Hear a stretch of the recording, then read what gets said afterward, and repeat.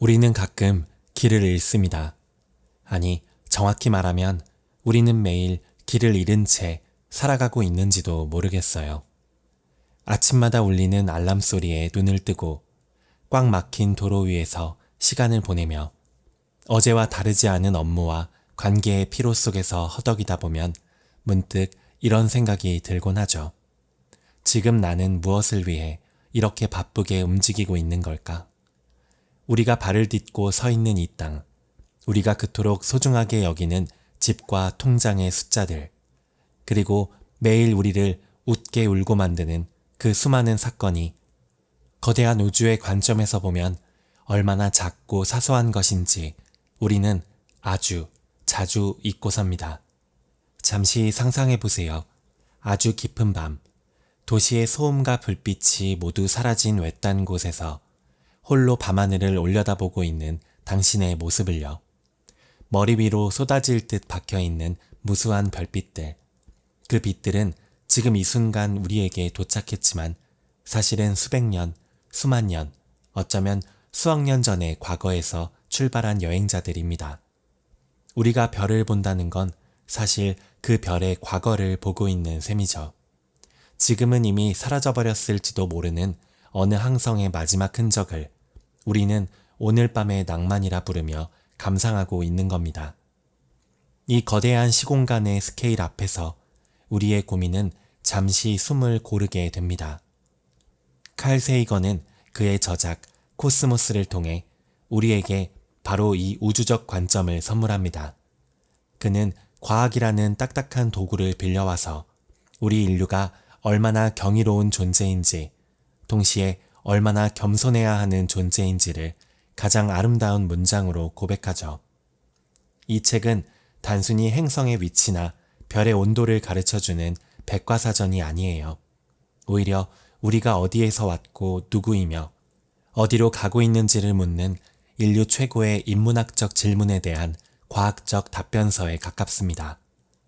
1990년 2월 14일, 지구에서 약 60억 킬로미터 떨어진 먼 우주를 비행하던 보이저 1호가 카메라를 돌려 지구를 촬영했습니다. 칼 세이건의 간곡한 요청으로 성사된 이 촬영에서 지구는 그저 푸른색 빛을 띠는 작은 점 하나에 불과했죠. 그것이 바로 그 유명한 창백한 푸른 점입니다. 그 사진 속에서 지구는 광활한 우주 공간을 떠도는 아주 작은 먼지처럼 보였어요.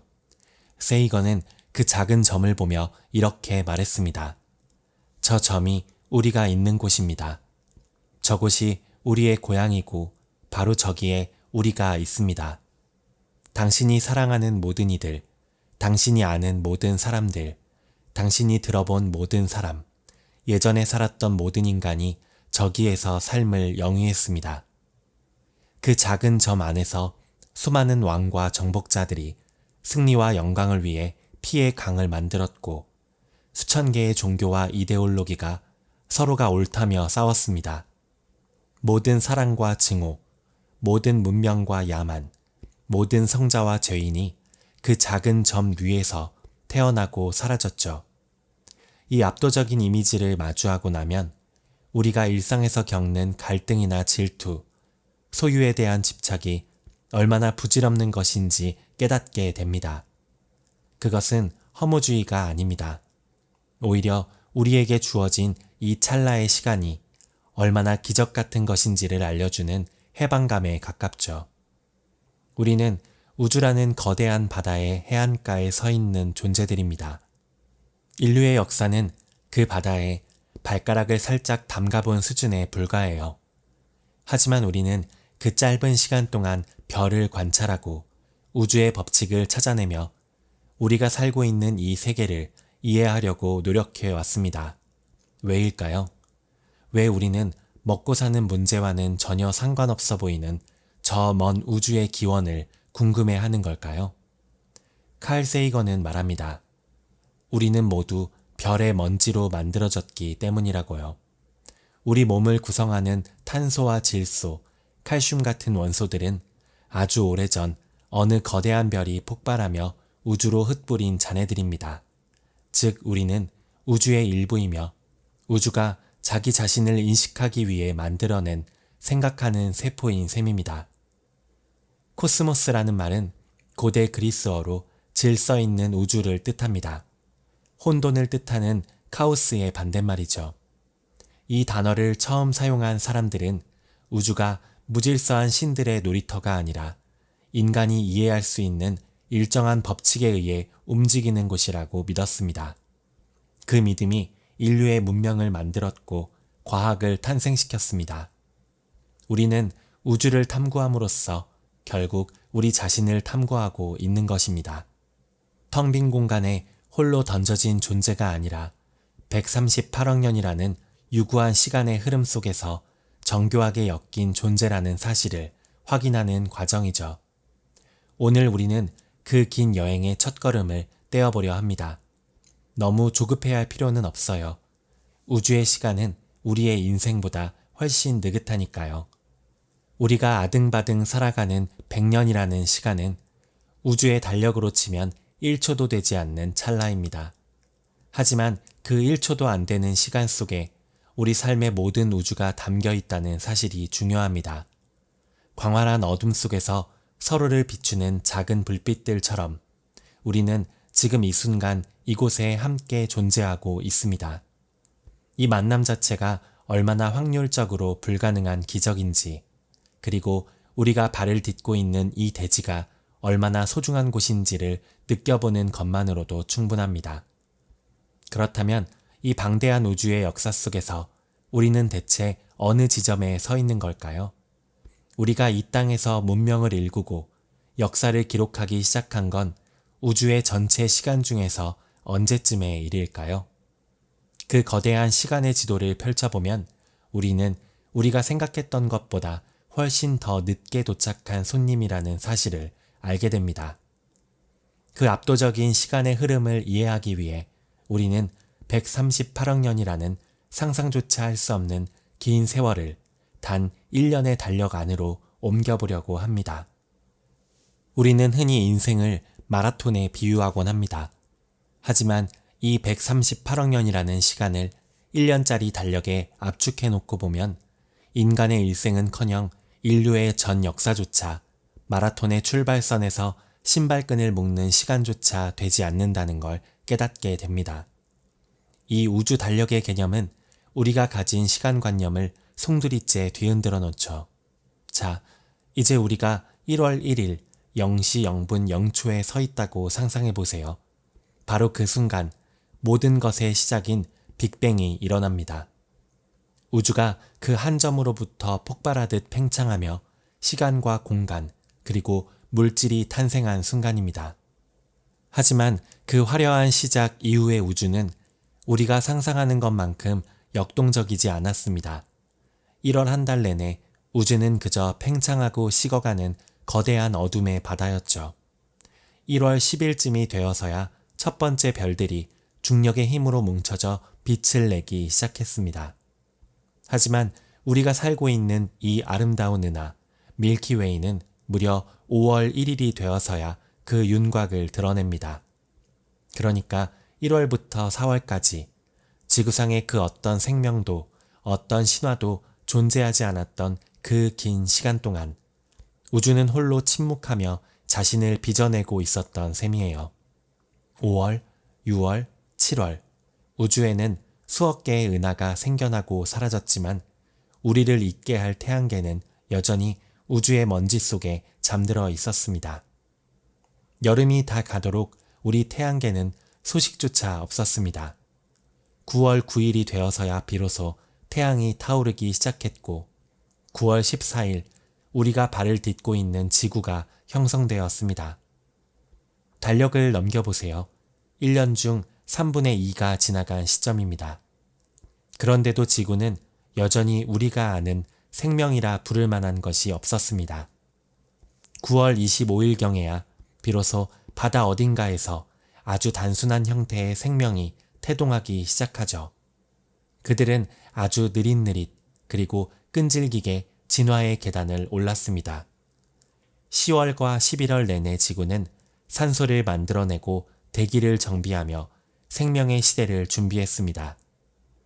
흥미로운 사실은 우리가 흔히 고대 유적이나 화석을 보며 느끼는 그 아득한 시간들이 이 달력에서는 12월 말에 몰려 있다는 겁니다. 12월 17일이 되어서야 바다에는 물고기가 헤엄치기 시작했고 12월 20일에는 식물들이 육지로 올라왔습니다.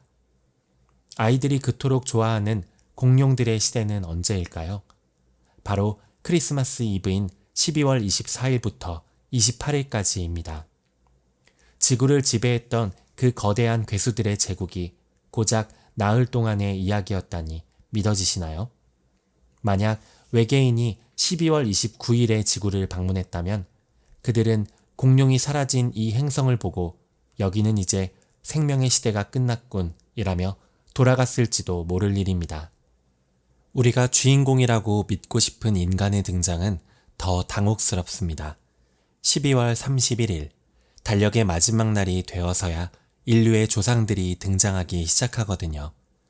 12월 31일 저녁 10시 30분, 비로소 최초의 인간이라 부를 수 있는 존재들이 아프리카 초원을 걷기 시작합니다. 밤 11시 46분, 인류는 처음으로 불을 길들였습니다.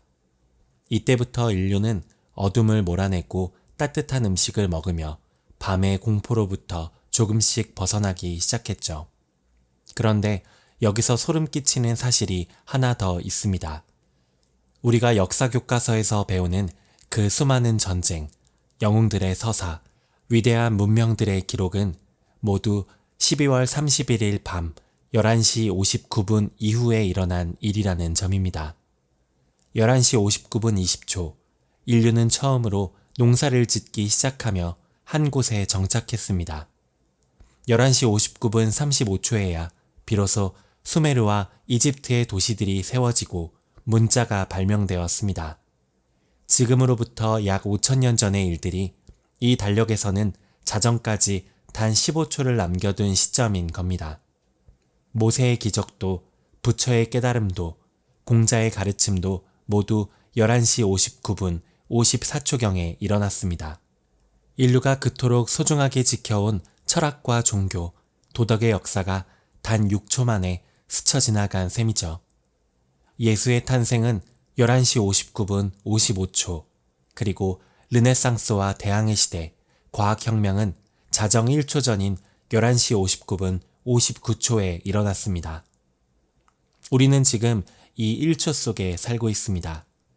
당신과 내가 나누는 대화, 어제 뉴스에서 보았던 국제정세의 긴박함, 오늘 아침 출근길에 느꼈던 짜증 섞인 감정들까지 모두가 우주 달력의 마지막 1초, 그 찰나 속에 응축되어 있습니다. 이 사실을 마주할 때 우리는 말로 다 할 수 없는 묘한 감정에 휩싸이게 됩니다. 우리의 존재가 너무나 미미해서 느껴지는 허탈함일 수도 있고, 반대로 그 짧은 찰나에 이토록 찬란한 문명을 일구어낸 인간의 위대함에 대한 경외심일 수도 있겠죠. 생각해보면 참 기묘한 일입니다. 우리는 겨우 1초도 안 되는 시간을 살아가면서 마치 이 우주가 처음부터 우리를 위해 준비된 무대인 양 굴곤 하니까요. 억겁의 세월 동안 우주가 겪어온 고독한 팽창과 별들의 자폭, 그 무수한 우연의 겹침이 없었다면 이 마지막 1초의 기적은 불가능했을 겁니다.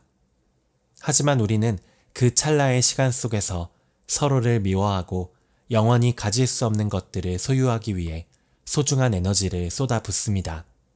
광활한 우주의 시간 앞에서 우리가 그토록 매달리는 성공과 실패, 부와 명예라는 것이 사실은 얼마나 가벼운 것인지요.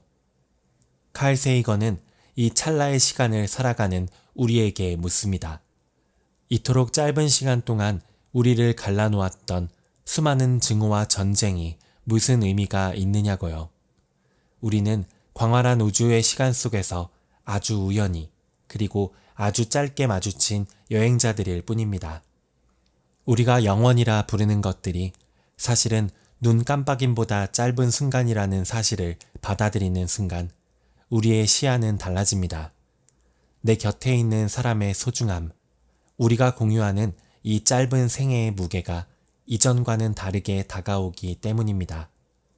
이 1초가 지나가면 우리 중 누구도 이곳에 남지 않겠지만 우리가 이 1초 동안 우주를 이해하려고 노력했다는 사실만은 우주의 기억 속에 남을 것입니다. 우주 달력은 우리에게 겸손을 가르칩니다. 하지만 동시에 희망을 주기도 하죠. 우리는 비록 마지막 1초에 등장한 존재들이지만 그 짧은 시간 동안 우주의 기원을 추적하고 별의 온도를 재며 우리가 어디에서 왔는지를 스스로 묻는 수준까지 도달했으니까요. 우리는 우주가 138억 년 동안 공들여 만들어낸 의식의 눈입니다. 우리가 밤하늘을 보는 행위는 우주가 스스로를 들여다보는 행위와도 같습니다. 우리가 발견한 물리 법칙들, 우리가 써내려간 시들, 우리가 사랑을 고백하며 흘린 눈물들은 이 거대한 우주가 겪은 가장 아름다운 1초의 기록들입니다. 그런데 이쯤에서 우리는 한 가지 근원적인 의구심을 품게 됩니다. 도구도 없고 컴퓨터도 없던 그 옛날, 인간은 어떻게 이 방대한 우주의 크기를 가늠할 수 있었을까요? 망원경조차 없던 시절에 지구의 둘레를 재고 별과의 거리를 상상했던 그 놀라운 지성은 대체 어디서 시작된 걸까요?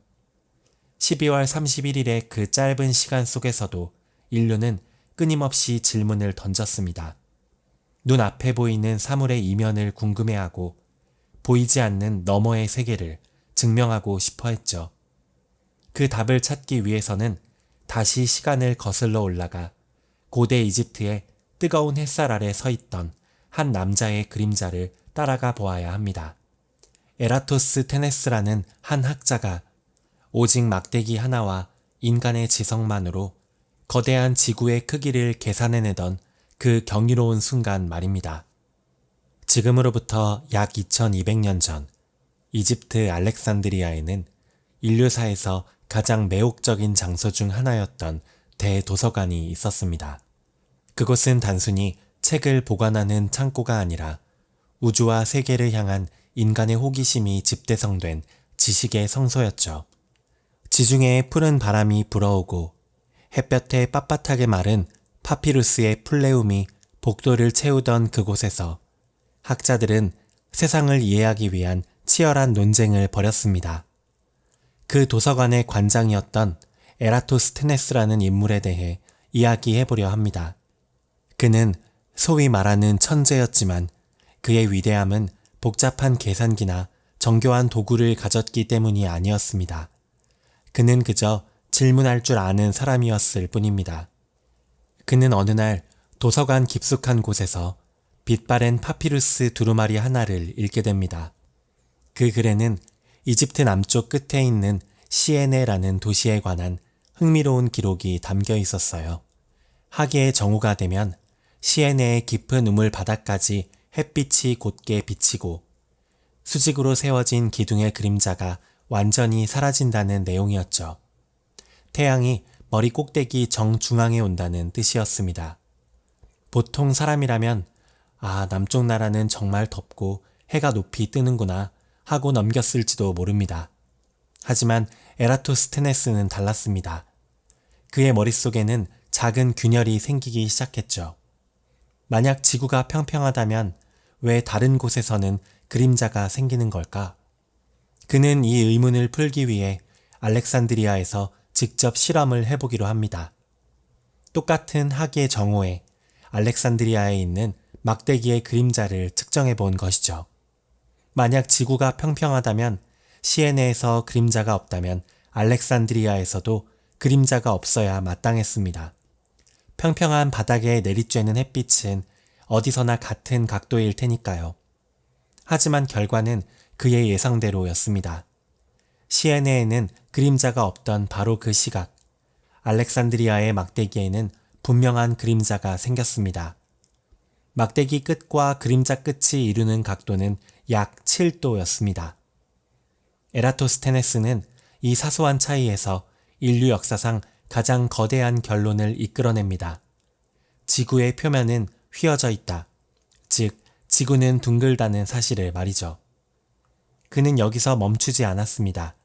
그는 기하학이라는 단순하면서도 강력한 논리를 이용해 지구의 둘레를 계산하기 시작합니다.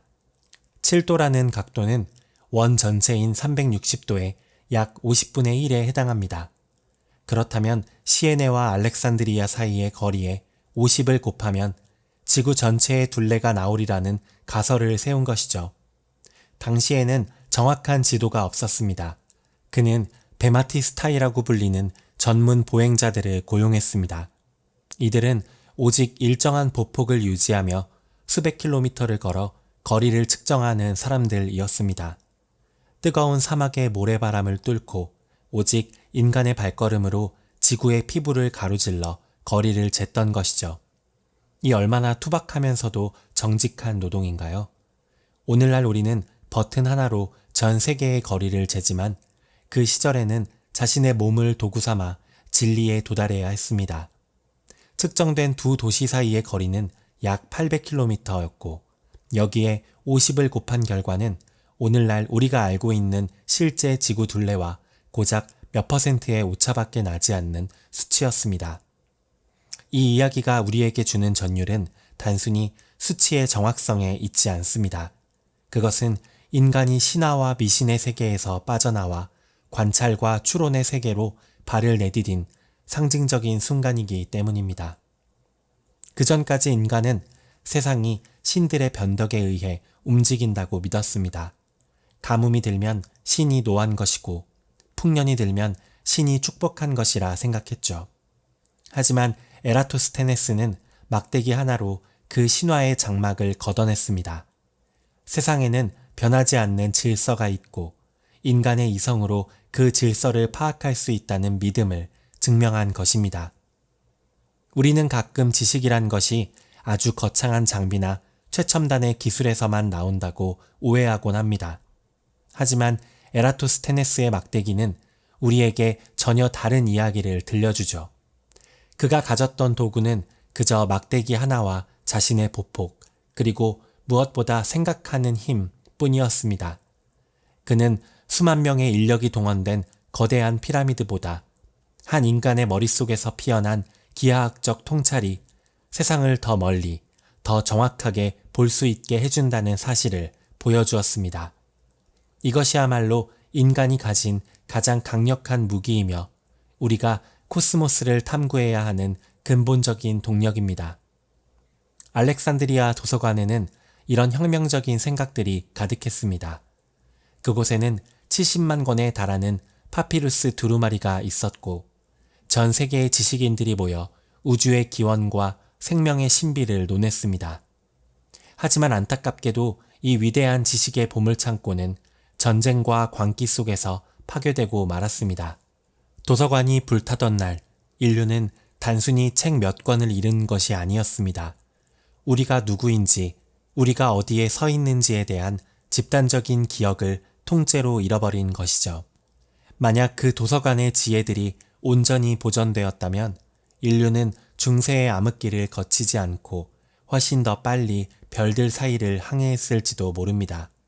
지식은 물려주지 않으면 퇴화하고 기록하지 않으면 신화로 변질됩니다. 문명은 생각보다 훨씬 더 취약한 유리 그릇과 같습니다. 에라토스테네스의 막대기는 오늘을 사는 우리에게도 묻습니다. 당신은 당신의 눈앞에 펼쳐진 현상을 당연하게 받아들이고 있지는 않느냐고 말이죠. 그림자가 생기는 이유, 밤하늘의 달이 모양을 바꾸는 이유, 계절이 순환하는 이유, 그 사소한 왜라는 질문이 모여 인류의 역사를 만들었습니다. 우리는 도구를 만드는 인간이기 이전에 알고 싶어하는 인간이었습니다. 지루해 보이는 일상의 틈새에서 질문을 던질 수 있는 용기, 그것이 바로 인간을 인간답게 만드는 지점입니다. 생각해보면 참으로 기묘한 일이죠. 광활한 우주 속에 던져진 먼지 같은 존재가 오직 막대기 하나로 자신이 서 있는 행성의 크기를 재려했다는 사실 말입니다. 그것은 어쩌면 무모한 도전이었을지도 모릅니다.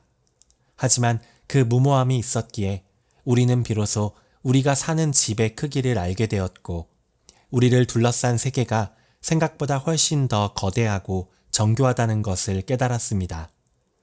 알렉산드리아의 학자들이 꿈꾸었던 세상은 인간이 우주의 미아가 아니라 우주의 질서를 이해하고 그 안에서 자신의 위치를 찾아내는 것이었습니다. 에라토스테네스가 잰 것은 지구의 둘레였지만 사실 그가 증명한 것은 인간 지성의 무한한 가능성이었습니다. 이제 우리는 그 지성을 통해 지구라는 작은 울타리를 넘어 우리 자신을 구성하는 가장 작은 단위들을 들여다보려 합니다. 지구라는 집의 크기를 알게 된 인류는 이제 그 집 안을 채우고 있는 우리 몸의 재료에 대해 묻기 시작했습니다. 우리가 어디에서 왔는지에 대한 답은 땅 위에 있는 막대기가 아니라 저 높은 곳에 빛나는 별들에게서 찾아야 했습니다. 놀랍게도 우리의 손가락 끝을 이루는 원소들, 우리의 눈동자 속에 담긴 그 미세한 입자들이 사실은 지구의 흙에서만 온 것이 아니었습니다. 우리의 존재 자체가 사실은 수억 년 전 우주 어딘가에서 일어난 폭발의 잔해로부터 시작되었다는 것. 그 신비로운 근원에 대한 이야기가 우리를 기다리고 있습니다. 결국 우리는 별의 파편들이 모여 만들어진 존재들이니까요. 우리는 가끔 거울 앞에 서서 자기 자신을 가만히 들여다보곤 합니다. 눈동자의 색깔, 손가락의 마디, 피부의 질감을 보며 나라는 존재가 무엇으로 이루어져 있는지 생각하죠. 생물학적으로 우리는 수십조 개의 세포로 이루어진 유기체입니다. 하지만 그 세포를 더 쪼개고 쪼개서 원자의 단위까지 내려가면 우리는 아주 기묘하고도 웅장한 진실을 마주하게 됩니다. 우리의 몸을 구성하는 그 원소들이 사실은 이 지구에서 만들어진 것이 아니라는 사실 말이죠. 138억 년 전 우주가 처음 시작되었을 때 세상은 아주 단순했습니다. 빅뱅의 거대한 폭발 직후 우주에 존재했던 것은 거의 전부가 수소와 헬륨 뿐이었어요. 리튬 같은 아주 가벼운 원소들이 아주 조금 섞여 있었을 뿐이죠. 만약 우주가 그 상태로 멈췄다면 우리가 아는 생명은 결코 태어날 수 없었을 겁니다. 생명을 만드는 데 필수적인 탄소, 산소, 질소, 그리고 우리 피 속의 철분 같은 무거운 원소들이 그때는 아예 존재하지 않았으니까요. 그렇다면 이 풍요로운 원소들은 대체 어디서 온 걸까요? 그 답은 바로 밤하늘에서 조용히 빛나고 있는 저 별들에게 있습니다. 별은 단순히 빛나는 점이 아닙니다. 그것은 우주가 만들어낸 거대한 원소 공장이자 연금술사의 용광로예요. 중력의 힘으로 뭉쳐진 거대한 수소 덩어리들이 중심부에서 엄청난 압력과 온도를 견디며 스스로를 태우기 시작합니다. 그 뜨거운 중심부에서 수소 원자들은 서로 충돌하며 헬륨이 되고 헬륨은 다시 탄소가 되며 탄소는 산소와 질소로 변해갑니다. 이 과정은 수억 년 혹은 수십억 년 동안 지속되는 별의 고독한 연금술입니다. 별의 내부에서 일어나는 이 핵융합 반응이 바로 우리 존재의 근원입니다. 우리가 숨 쉴 때 필요한 산소, 우리 몸의 골격을 이루는 탄소, 근육을 만드는 질소는 모두 수십억 년 전 어느 이름 모를 별의 심장 속에서 구워진 것들이죠. 별은 자신의 생애 내내 빛을 내뿜으며 생명의 재료들을 차곡차곡 쌓아 올립니다. 하지만 별이 그 재료들을 품고만 있었다면 우리는 여전히 존재할 수 없었을 거예요. 진정한 기적은 별이 죽음을 맞이할 때 일어납니다. 태양보다 훨씬 거대한 별들은 생의 마지막 순간에 아주 드라마틱한 폭발을 일으킵니다. 이를 우리는 초신성이라고 부르죠. 이 폭발은 은하계 전체를 밝힐 만큼 강력하며 그 짧은 순간에 우주에서 가장 강력한 에너지가 쏟아져 나옵니다. 이때 금이나 은, 백금, 그리고 우리 혈액 속에서 산소를 운반하는 철분보다 무거운 원소들이 한꺼번에 만들어집니다. 특히 철이라는 원소는 별에게 아주 특별한 의미를 갖습니다. 별이 철을 만들어내기 시작한다는 건 더 이상 에너지를 낼 수 없는 마지막 단계에 도달했다는 일종의 장엄한 유언과도 같거든요. 그리고 그 폭발의 반동으로 별이 평생 동안 정성스럽게 빚어낸 원소들이 광활한 우주 공간으로 흩뿌려지게 됩니다. 우리는 흔히 죽음을 끝이라고 생각하지만 우주의 관점에서 별의 죽음은 새로운 생명을 위한 장엄한 뿌리기가 됩니다. 우주 공간을 떠돌던 이 별의 잔해들, 즉 별의 먼지들은 다시 중력에 의해 모여 새로운 별이 되고 그 주변을 도는 행성이 됩니다. 약 46억 년 전, 그렇게 모인 먼지들이 지구가 되었고 그 지구 위에 있던 원소들이 우연과 필연의 겹침 속에서 단백질이 되고 DNA가 되었으며 결국 당신과 나라는 존재가 되었습니다. 여기서 우리가 한 번 더 생각해 보아야 할 것은 순환이라는 개념입니다.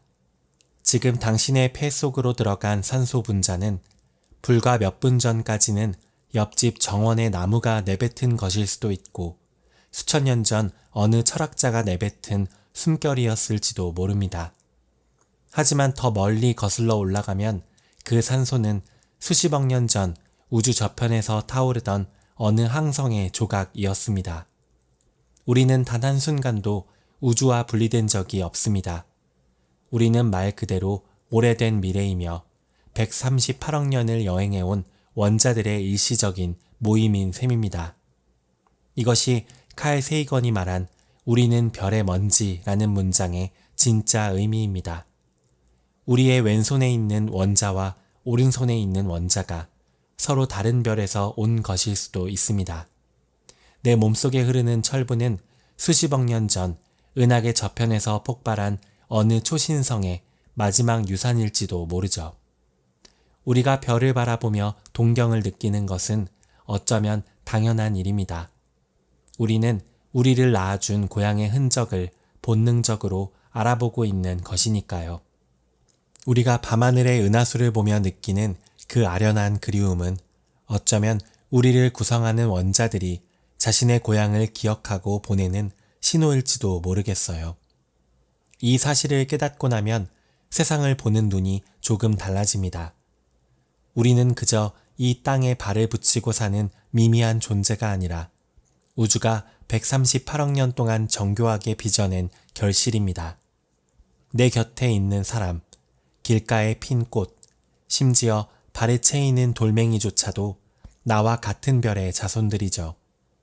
우리는 모두 광대한 우주의 역사를 몸속에 품고 살아가는 걸어다니는 우주 그 자체입니다. 인간이라는 존재는 우주가 스스로를 보고 느끼고 생각하기 위해 만들어낸 아주 특별한 장치와도 같습니다. 우리는 흔히 나라는 개인이 우주와 분리되어 있다고 생각합니다. 광활한 우주는 저기 있고 나는 여기 있다고 말이죠. 하지만 과학은 우리에게 말해줍니다. 우리가 우주 안에 있는 것이 아니라 우주가 우리 안에 있다고요. 우리가 우주를 관찰하고 연구하는 행위는 결국 우주가 자기 자신을 인식하고 이해하기 위해 우리의 눈과 뇌를 빌려 쓰고 있는 것과 같습니다. 우리가 망원경을 통해 성단을 바라볼 때 그것은 성단이 자기 자신을 들여다보는 것과 다름없습니다. 우리는 우주가 스스로에게 던지는 질문이자 그 질문에 대한 가장 아름다운 답변인 셈입니다. 인간은 참으로 묘한 존재입니다. 별의 먼지로 만들어진 이 작은 생명체가 자신이 어디서 왔는지 궁금해하고 저 먼 별의 온도를 재고 우주의 나이를 계산합니다. 이것은 우주가 만들어낸 가장 정교한 기적 중 하나일 거예요. 죽은 별의 파편들이 모여 다시 생각이라는 것을 하게 되었다는 사실 말이죠. 이 경이로움을 마주할 때 우리는 삶의 비루함이나 일상의 고단함에서 잠시 벗어나게 됩니다. 우리의 존재가 지닌 우주적 가치를 깨닫기 때문입니다. 우리는 단순히 밥을 먹고 잠을 자는 기계가 아니라 억겁의 세월을 견뎌온 원자들의 축제입니다. 때때로 삶이 허무하게 느껴질 때 우리는 우리가 별의 먼지라는 사실을 기억해야 합니다. 먼지라는 단어는 작고 보잘것없어 보이지만 그 앞에 별의라는 수식어가 붙는 순간 그것은 세상에서 가장 고귀한 혈통이 됩니다. 우리는 우주가 가진 가장 귀한 재료들로 정성스럽게 빚어진 존재들입니다. 당신이 지금 느끼는 슬픔, 기쁨, 사랑의 감정들조차 사실은 별이 타오르며 남긴 열기의 흔적일지도 모릅니다. 이 얼마나 낭만적이고 압도적인 사실인가요?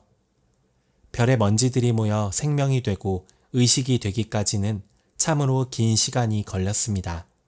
하지만 그 긴 시간 동안 우주는 무질서하게 흐르기만 한 것이 아니었습니다.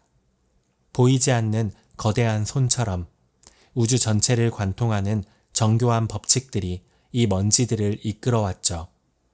중력이 먼지들을 모으고 핵력이 원자들을 결합시키며 전자기력이 생명의 신호를 전달했습니다. 우리는 이제 그 법칙들을 질서 혹은 코스모스라고 부릅니다. 별의 먼지였던 인간이 어떻게 이 거대한 우주의 질서를 발견해 나갔는지 그 흥미진진한 지적인 탐험의 역사가 우리를 기다리고 있습니다. 무질서해 보이는 밤하늘에서 일정한 규칙을 찾아내려 했던 고독한 천재들의 뒷모습을 따라가다 보면 우리는 다시 한번 인간이라는 존재의 위대함에 감탄하게 될 것입니다. 우리는 이 별의 먼지들이 어떻게 이토록 정교한 질서를 이루게 되었는지 궁금해지기 시작했습니다. 이 혼돈의 바다에서 완벽한 조화를 찾아내려 했던 사람들의 고뇌 어린 발자취를 따라가 볼 차례입니다. 밤하늘을 올려다보며 우리가 느끼는 감정은 두 가지인 것 같습니다. 하나는 압도적인 규모에서 오는 경외감이고 다른 하나는 저 무수한 별들이 어떠한 질서 속에서 움직이고 있다는 데서 오는 묘한 안도감입니다. 하지만 인류가 이 안도감을 얻기까지 걸어온 길은 결코 평탄하지 않습니다. 그것은 신의 영역이라고 믿어왔던 하늘을 인간의 이성이라는 잣대로 측정하려 했던 고독하고도 치열한 투쟁의 역사였죠. 16세기 말 인류는 거대한 전환점에 서 있었습니다. 당시 사람들에게 밤하늘은 단순히 예쁜 빛들의 집합이 아니었습니다. 그것은 완벽한 신의 설계도였죠. 모든 천체는 가장 완벽한 도형인 원을 그리며 움직여야만 했습니다. 만약 하늘이 원이 아니라면 그것은 신의 설계가 완벽하지 않다는 뜻이고 그것은 곧 세계관의 붕괴를 의미했으니까요. 하지만 단 한 사람, 요하네스 케플러에게는 그 믿음이 거대한 고통의 시작이었습니다. 케플러의 삶은 그 자체로 불협화음의 연속이었습니다. 지독할 정도로 가난했고 종교전쟁의 불길 속에서 가족들을 잃었으며 어머니는 마녀로 몰려 재판을 받아야 했죠. 자신의 삶은 이토록 망가져 있는데 그는 밤하늘에서만큼은 완벽한 우주의 조화를 찾고 싶어 했습니다. 그는 스승이었던 티코 브라헤가 평생에 걸쳐 기록한 방대한 관측 자료를 물려받게 됩니다. 특히 화성의 움직임에 대한 데이터가 그의 손에 쥐어졌죠. 케플러는 이 자료를 토대로 화성의 궤도를 계산하기 시작했습니다. 당연히 원이 나올 거라 굳게 믿으면서 말이죠. 하지만 진실은 냉혹했습니다. 아무리 계산을 고치고 다시 해봐도 티코 브라헤의 정밀한 관측값과 원형 궤도 사이에는 아주 미세한 오차가 발생했습니다. 그 오차는 겨우 8분이었습니다. 각도기로 따지면 눈으로 거의 구별할 수 없는 아주 미미한 차이였죠. 보통의 학자라면 관측이 조금 틀렸겠지 하고 넘겼을지도 모릅니다. 하지만 케플러는 이 8분의 오차를 외면하지 않았습니다. 그는 나중에 이렇게 고백했습니다. 이 8분의 오차가 천문학 전체를 개혁하는 길을 열어주었다. 그는 자신의 종교적 신념이자 학문적 자존심이었던 원의 완벽함을 포기하기로 결심합니다. 그리고 대신 찌그러진 원, 타원을 선택했죠. 궤도가 타원형이라는 것을 인정하는 순간 수천 년간 인류를 괴롭혔던 모든 행성의 움직임이 마법처럼 명쾌하게 설명되기 시작했습니다. 이것이 바로 케플러의 제1법칙입니다. 그는 신이 만든 우주가 타원형이라는, 당시로서는 신성 모독에 가까운 진실을 마주하며 밤을 지새웠을 겁니다. 하지만 그는 진실을 위해 자신의 환상을 기꺼이 버렸습니다. 그것이 진정한 과학적 태도라는 것을 그는 몸소 보여준 셈이죠. 케플러가 행성이 어떻게 움직이는지를 발견했다면 그 움직임의 이유를 밝혀낸 것은 그로부터 반세기 뒤에 태어난 아이작 뉴턴이었습니다. 뉴턴은 케플러가 발견한 그 정교한 법칙들을 보며 생각했습니다. 왜 행성은 태양 주위를 도는 것일까? 왜 궤도를 이탈해 우주 밖으로 튕겨 나가지는 않는 것일까? 뉴턴 역시 평탄한 삶을 산 인물은 아니었습니다. 유복자로 태어나 어머니의 재혼으로 외롭게 자란 그는 타인과의 관계보다 우주에 보이지 않는 실을 찾는데 평생을 바쳤습니다. 뉴턴의 위대함은 전혀 상관없어 보이는 두 가지 현상을 하나로 묶어낸 통찰에 있었습니다. 나무에서 떨어지는 사과와 밤하늘에 떠있는 달이 사실은 똑같은 힘에 의해 움직이고 있다는 것을 깨달은 것이죠. 지구 위에 있는 사과를 끌어당기는 힘이 저 멀리 있는 달도 붙잡고 있으며, 나아가 태양이 행성들을 붙잡고 있다는 이 만유 인력의 법칙은 인류의 지성사에 그야말로 핵폭탄 같은 충격을 주었습니다. 그는 수학이라는 언어를 통해 우주 전체를 관통하는 하나의 법칙을 써내려 갔습니다.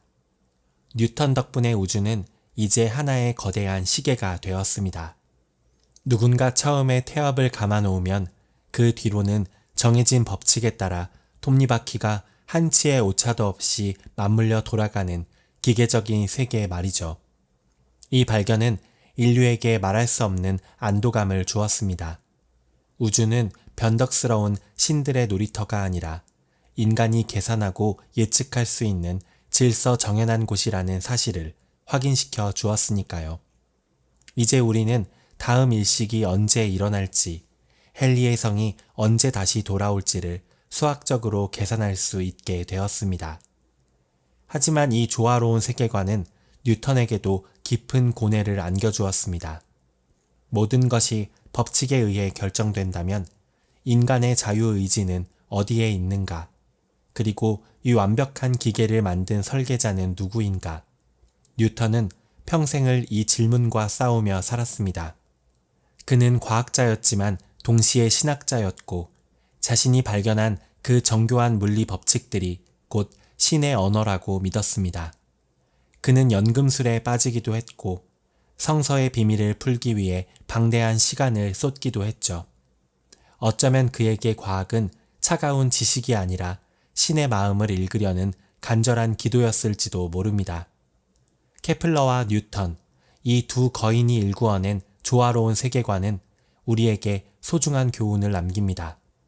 세상이 혼란스러워 보이고 내 삶이 갈 길을 잃은 것처럼 느껴질 때도 우주 전체를 관통하는 변하지 않는 법칙은 여전히 작동하고 있다는 사실입니다. 우리가 발을 딛고 있는 이 행성도, 우리 몸속의 원자들도 모두 이 거대한 조화의 일부분입니다. 우리가 지금 느끼는 중력은 저 멀리 안드로메다 은하의 별들도 느끼고 있는 보편적인 힘이죠. 우리는 이제 우주가 이해 가능한 곳이라는 것을 압니다. 그리고 그 질서를 이해하게 된 인간은 이제 또 다른 질문을 던지기 시작했습니다. 이토록 조화롭고 광활한 우주에 과연 우리만 존재하고 있는 것일까? 만약 우주가 하나의 거대한 법칙으로 연결되어 있다면 그 법칙은 지구라는 작은 점 위에서만 생명을 꽃피웠을까요? 아니면 저 너머 어딘가에서도 우리처럼 밤하늘을 보며 이 조화를 궁금해하는 또 다른 존재가 있을까요? 인간은 혼자일 때보다 누군가와 함께일 때 더 큰 힘을 얻습니다. 우주라는 이 거대한 무대에서 우리만 독백을 하고 있는 것이라면 그것은 너무나 쓸쓸하고 낭비적인 일일지도 모릅니다. 그래서 우리는 이제 막대기를 든 학자의 시대와 시계장치 우주의 시대를 지나 어둠 속에서 누군가의 응답을 기다리는 탐색자의 시대로 나아가려 합니다. 우주 어딘가에 있을지 모를 우리의 형제들에게 보낼 메시지를 준비하면서 말이죠. 인류가 광활한 우주로 던진 가장 낭만적이고도 간절한 편지, 그 보틀 메시지가 지금 이 순간에도 어두운 진공 속을 항해하고 있습니다. 우리는 어쩌면 광활한 우주라는 밤바다에 홀로 버려진 아이와 같을지도 모릅니다. 주변은 너무나 고요하고 파도 소리조차 들리지 않는 암흑뿐이죠. 하지만 그 아이는 어둠 속을 향해 끊임없이 말을 겁니다. 거기 누구 없나요? 내 목소리가 들리나요? 인류가 수천 년 동안 품어온 가장 근원적인 외로움은 바로 이 질문에서 시작됩니다. 이 넓은 우주에 정말 우리뿐인가? 라는 의문 말이죠. 칼 세이건은 이 질문에 대해 아주 냉정하면서도 희망적인 계산기를 두드려 보았습니다. 이른바 드레이크 방정식이라는 것이죠. 우리 은하에 얼마나 많은 별이 있는지, 그 별들 중 얼마나 많은 행성이 있는지, 또 그중 생명이 탄생하고 지적인 문명을 이룰 확률이 얼마나 되는지를 수학적으로 따져본 겁니다. 결과는 놀라웠습니다. 아주 보수적으로 계산해도 우리 은하계에만 수만 개의 문명이 존재해야 한다는 결론이 나왔거든요. 그런데 왜 우리는 아직 그들의 목소리를 듣지 못한 걸까요? 우주는 왜 이토록 침묵하고 있는 걸까요? 어쩌면 지적 문명은 태어나는 것보다 살아남는 것이 훨씬 더 어려운 일인지도 모릅니다. 스스로 만든 기술의 무게를 견디지 못하고 자멸하거나 거대한 자연재해 앞에 무너졌을 수도 있죠. 이 위대한 침묵은 우리에게 공포를 주기도 하지만 동시에 우리 인류가 지금 이 순간 살아남아 있다는 사실이 얼마나 희귀하고 소중한 행운인지를 일깨워주기도 합니다. 침묵에 답답해하던 인류는 결국 직접 먼저 손을 내밀기로 했습니다. 1977년 인류는 두 대의 탐사선 보이저 1호와 2호를 우주로 쏘아 올렸습니다. 이 탐사선들의 주된 임무는 목성과 토성 같은 거대 행성들을 조사하는 것이었지만 칼 세이건을 비롯한 과학자들은 여기에 아주 특별한 물건을 하나 실었습니다. 바로 황금 레코드라고 불리는 12인치짜리 금도금 구리 레코드판이었죠. 이 레코드판은 일종의 타임 캡슐이자 외계 지성체에게 보내는 인류의 자기소개서였습니다. 그 안에는 지구를 대표하는 115개의 이미지와 파도소리, 천둥소리, 새소리 같은 지구의 자연음이 담겼습니다. 아기가 울음을 터뜨리는 소리, 도구로 물건을 만드는 소리, 누군가 크게 웃는 소리까지 우리가 지구적이라고 부르는 모든 정체성이 그 작은 판 하나에 압축되었습니다. 그리고 55개국의 언어로 된 인사말도 들어갔죠. 한국어 인사말도 있습니다. 안녕하세요 라는 짧고 다정한 목소리가 지금도 태양계 너머 먼 우주를 떠돌고 있다는 사실을 생각하면 묘한 기분이 듭니다. 하지만 가장 압권인 것은 음악이었습니다. 바흐와 베토벤의 클래식부터 아제르바이젠의 백파이프 연주, 그리고 척 베리의 로큰롤에 이르기까지 지구인의 영혼을 흔들었던 소리들이 담겼죠. 칼 세이건은 이 음악들을 고르며 무척 고심했다고 해요. 어떤 음악이 인류를 가장 잘 설명할 수 있을까? 만약 외계인이 이 레코드를 발견한다면 그들은 우리의 언어를 이해하지 못하더라도 우리가 느꼈던 슬픔과 기쁨, 그리고 환희를 그 리듬 속에서 느낄 수 있을 거라 믿었던 겁니다. 소리는 공기가 없는 우주에서 전달되지 않지만 그 기록만은 금속의 결을 따라 영원히 남을 수 있으니까요. 이 황금 레코드의 뒷면에는 아주 친절한 설명서도 새겨져 있습니다. 우주의 공통 언어라고 할 수 있는 수학과 물리 기호를 사용했죠. 수소 원자의 에너지 상태를 이용해 이 레코드를 어떻게 재생해야 하는지, 그리고 우리 지구가 우주의 어디쯤에 있는지를 펄서의 위치를 이용해 지도로 그려 넣었죠. 어쩌면 무모한 일입니다.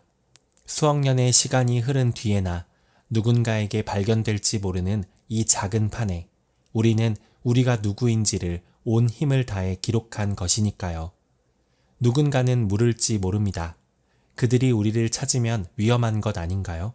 적대적인 문명일 수도 있잖아요. 맞습니다. 그것은 분명한 위험 요소일 수 있죠. 하지만 칼 세이건은 그 위험보다 소통의 가치를 더 높게 보았습니다. 우리가 누군가에게 말을 거는 행위는 우리가 여전히 살아남고 싶어 한다는 강력한 의지의 표명이기 때문입니다. 황금 레코드는 외계인을 향한 메시지이기도 하지만 사실은 우리 자신에게 건네는 약속이기도 했습니다. 우리가 이 기록을 보낼 만큼 충분히 성숙하고 평화로운 종으로 남겠다는 다짐 말이죠. 재미있는 일화도 있습니다. 레코드판에 담을 소리들을 수집할 때 어느 젊은 여성 과학자의 심장 박동 소리와 뇌파를 녹음한 적이 있었어요. 그런데 녹음하는 그 순간 그녀는 사랑에 빠져 있었다고 합니다. 사랑이라는 그 강렬하고 혼란스러운 감정이 실린 뇌파 데이터가 지금도 우주 어딘가를 날아가고 있는 셈이죠. 만약 아주 먼 미래에 어떤 고도의 문명이 이 데이터를 해석한다면 그들은 인간이라는 존재가 가졌던 가장 아름다운 오류, 사랑이라는 감정을 발견하게 될지도 모릅니다. 우리가 만든 이 편지가 누군가에게 닿을 가능성은 사실 거의 제로에 가깝습니다. 우주는 너무나 넓고 보이저호는 그 넓은 바다를 헤엄치는 아주 작은 소금쟁이 같은 존재니까요. 하지만 편지를 보냈다는 사실 그 자체가 우리에게는 중요합니다. 그것은 우리가 고독을 견디고 있다는 증거이며 저 너머 어딘가에 우리와 닮은 영혼이 있을지 모른다는 낭만적인 믿음을 포기하지 않았다는 뜻이기도 합니다. 보이저호는 이제 태양계의 끝을 지나 성간 우주로 나아갔습니다. 그곳은 햇빛조차 닿지 않는 영원한 어둠의 공간이죠. 보이저호의 배터리는 곧 수명을 다해 차갑게 식겠지만 그 안에 실린 황금 레코드는 앞으로 10억 년 동안 그 형태를 유지할 겁니다. 10억 년이라니 가늠조차 되지 않는 시간입니다. 그때쯤이면 어쩌면 지구라는 행성도 우리 인류라는 종도 사라졌을지 모릅니다. 피라미드는 먼지가 되고 에베레스트 산은 깎여 평지가 되었을 그 먼 미래에 인류가 한때 이곳에 살았다는 유일한 증거는 저 차가운 진공 속을 떠도는 황금 레코드판 하나뿐일 수도 있습니다. 우리는 그렇게 우주라는 거대한 바다에 유리병 편지를 띄워 보냈습니다. 답장이 올 확률은 희박하죠. 하지만 편지를 쓰는 동안 우리는 우리 자신을 돌아보게 되었습니다. 우리가 가진 수많은 갈등과 차이점은 황금 레코드라는 작은 판 안에서 하나로 뭉쳐졌습니다. 그곳에 수록된 음악과 이미지들 앞에서 우리는 미국인도, 한국인도, 보수도, 진보도 아닌 그저 지구인이었을 뿐입니다.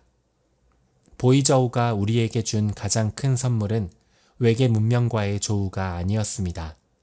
탐사선이 지구로부터 가장 멀리 떨어졌을 때 칼 세이건은 카메라의 방향을 돌려 우리가 살고 있는 집을 한 번 더 찍어보자고 제안했습니다. 그리고 전송된 그 한 장의 사진 속에서 인류는 그동안 보지 못했던 자기 자신의 진정한 모습을 마주하게 됩니다. 모든 인문학적 질문과 과학적 탐구, 그리고 존재의 외로움이 하나의 점으로 수렴되는 그 결정적인 순간 말입니다.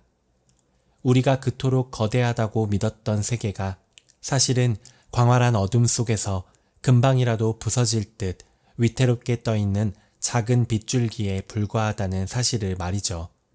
그 작은 점, 창백한 푸른 점 말입니다. 1990년 2월 14일 보이저 1호가 명왕성 궤도 부근에서 카메라를 돌려 지구를 찍었을 때 그 사진 속에 담긴 지구는 광활한 우주 공간을 가로지르는 한 줄기 햇살 속에 걸려있는 아주 작은 점에 불과했습니다. 사진을 자세히 들여다보지 않으면 그것이 행성인지 먼지인지조차 구분할 수 없을 정도였죠. 하지만 그 작고 희미한 빛 한 점이 사실은 우리가 가진 전부라는 사실을 깨닫는 순간 우리는 말로 설명하기 어려운 거대한 침묵 앞에 서게 됩니다. 우리가 발을 딛고 있는 이 거대한 대지, 우리가 그토록 지키려 애쓰는 국경선, 우리가 밤낮으로 고민하는 그 모든 문제들이 사실은 저 먼지보다 작은 공간 안에서 일어나는 일들입니다. 칼 세이건은 이 사진을 두고 창백한 푸른 점이라는 이름을 붙였습니다. 그리고 그는 이 사진을 통해 우리 인류가 가진 모든 오만함과 어리석음을 통렬하게 꼬집었죠. 생각해보면 참으로 기묘한 일입니다. 저 작은 점 위에서 수많은 정복자가 피의 강을 만들며 찰나의 영광을 누렸고 수많은 성자와 죄인이 각자의 진리를 외치며 살다 갔습니다. 우리가 역사책에서 배운 그 모든 거창한 사건, 모든 전쟁, 모든 위대한 업적들이 사실은 우주라는 거대한 캔버스 구석에 찍힌 작은 얼룩 하나에서 벌어진 일이었다는 사실 말이죠. 이 압도적인 물리적 거리감은 우리에게 묻습니다. 우리가 그토록 서로를 미워하며 싸워야 할 이유가 대체 무엇이냐고요. 우리는 가끔 우리가 우주의 중심이라고 착각하곤 합니다.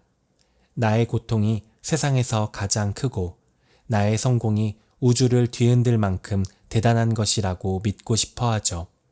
하지만 저 창백한 푸른 점은 우리에게 끊임없이 겸손을 속삭입니다.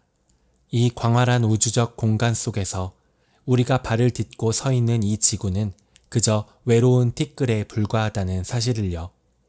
이 사실은 우리를 허무하게 만드는 것이 아니라 오히려 우리가 왜 서로를 더 아끼고 보살펴야 하는지에 대한 가장 강력한 근거가 되어줍니다. 우리가 가진 모든 갈등은 사실 저 작은 점 안에서 벌어지는 소란에 불과합니다. 카메라 렌즈를 조금만 멀리 떨어뜨려도 보이지 않을 만큼 사소한 것들이죠. 우주는 우리에게 친절하지도 그렇다고 적대적이지도 않습니다. 우주는 그저 우리 앞에 놓여 있을 뿐이죠. 이 광막한 어둠 속에서 우리를 구원해줄 다른 존재는 아직 나타나지 않았습니다. 지구라는 이 작은 우주선에 함께 탄 승객은 오로지 우리뿐입니다. 우리가 저지른 과오를 대신 해결해줄 신도, 우리를 다른 행성으로 이주시켜줄 구원자도 지금 당장은 없습니다. 결국 이 창백한 푸른 점을 지키고 보존해야 할 책임은 온전히 우리 자신에게 있는 셈이죠. 그것은 의무라기보다 우리가 유일하게 기댈 수 있는 안식처를 향한 본능적인 사랑이어야 합니다. 우리가 이번 여정을 통해 살펴보았던 수많은 이야기도 결국은 이 하나의 점으로 수렴됩니다. 138억 년이라는 압도적인 시간을 견뎌온 우주 달력의 마지막 1초, 막대기 하나로 지구의 크기를 잰 에라토스테네스의 지성, 별의 죽음에서 태어난 우리 몸속의 원소들, 그리고 우주의 질서를 찾아 헤맸던 케플러와 뉴턴의 고뇌까지, 이 모든 탐구의 종착역은 결국 우리는 누구이며 우리는 어디로 가야 하는가 라는 질문이었습니다. 우리는 단순히 생존을 위해 먹이를 구하는 동물이 아니라 자신의 기원을 묻고 그 광대함에 전율할 줄 아는 유일한 존재들입니다. 칼 세이건의 코스모스가 수십 년이 지난 지금까지도 많은 이들에게 사랑받는 이유는 단순히 천문학적 지식을 전달하기 때문이 아닙니다. 그것은 과학이라는 렌즈를 통해 우리가 잊고 살았던 경외심을 되찾아주기 때문이죠. 우리는 우주의 일부입니다. 우리는 우주가 자기 자신을 인식하기 위해 만들어낸 존재들이에요. 우리가 우주를 탐구하는 것은 곧 우리 자신의 뿌리를 찾아가는 여정이며 그 끝에서 만나는 것은 결국 생명의 소중함이라는 아주 평범하지만 위대한 진실입니다. 우리가 매일 마시는 공기, 우리가 딛고 선 흙, 그리고 우리 곁에서 숨쉬는 타인들까지 이 모든 것이 실은 우주적인 기적의 산물입니다. 이제 우리는 다시 일상으로 돌아가야 합니다. 내일이면 우리는 다시 복잡한 도시의 소음 속으로 던져질 것이고 눈앞에 놓인 수많은 문제와 씨름해야 할 것입니다. 하지만 이제 우리는 압니다. 우리가 아무리 힘들고 지쳐도 우리 몸속에는 수억 년 전 폭발한 별의 파편이 흐르고 있다는 사실을요. 우리가 밤하늘을 올려다볼 때 느끼는 그 아련한 그리움은 우리가 원래 우주의 일원이었다는 사실을 기억하려는 우리 영혼의 몸부림이라는 사실을 말이죠. 당신의 심장이 뛰는 그 리듬은 사실 저 멀리 있는 은하의 박동과 연결되어 있습니다. 삶이 너무 무겁게 느껴질 때면 가끔 이 사진을 떠올려 보셨으면 좋겠습니다. 우주라는 거대한 바다에 떠있는 작은 먼지. 하지만 우리가 사랑하는 모든 것이 담긴 그 유일한 보금자리인 창백한 푸른 점을요. 그 작은 점 위에서 우리에게 허락된 시간은 우주의 달력으로 치면 단 한 번의 눈 깜빡임조차 되지 않는 찰나입니다. 하지만 그 짧은 찰나를 우리는 살아가고 있습니다. 사랑하고 슬퍼하고 때로는 저 먼 우주를 향해 질문을 던지면서 말이죠. 우리가 이 짧은 생애 동안 서로를 조금 더 다정하게 대해야 하는 이유는 이 좁고 외로운 점 위에서 우리 말고는 서로를 위로해 줄 리가 없기 때문입니다. 우리는 모두 별에서 온 여행자들입니다. 우리의 여행은 아직 끝나지 않았습니다. 어쩌면 이제 막 시작된 것인지도 모르죠. 우리가 코스모스를 향해 던지는 모든 질문은 결국 우리 자신을 향한 가장 따뜻한 위로가 되어 돌아올 것입니다. 광활한 우주적 고독 속에서 우리가 서로의 손을 잡고 이 창백한 푸른 점을 지켜내야 하는 이유, 그것은 우리가 이 거대한 우주에서 마주한 가장 아름다운 기적이기 때문입니다. 우리는 존재함으로써 이미 충분히 경이롭습니다. 우리의 존재 자체가 기적이라는 이 사실을 품에 안고 우리는 이제 다시 우리의 작은 지구로, 우리의 평범한 하루로 발을 내디뎌 봅니다. 우리가 어디에 있든 우리는 항상 코스모스의 일부이며 우리 안에는 우주의 모든 신비가 담겨 있습니다. 이 작고 창백한 푸른 점 위에서 보내는 당신의 오늘이 부디 우주적인 평온함과 함께하기를 바랍니다. 우리는 한 번도 혼자였던 적이 없습니다. 감사합니다. 밀리언 마인드였습니다.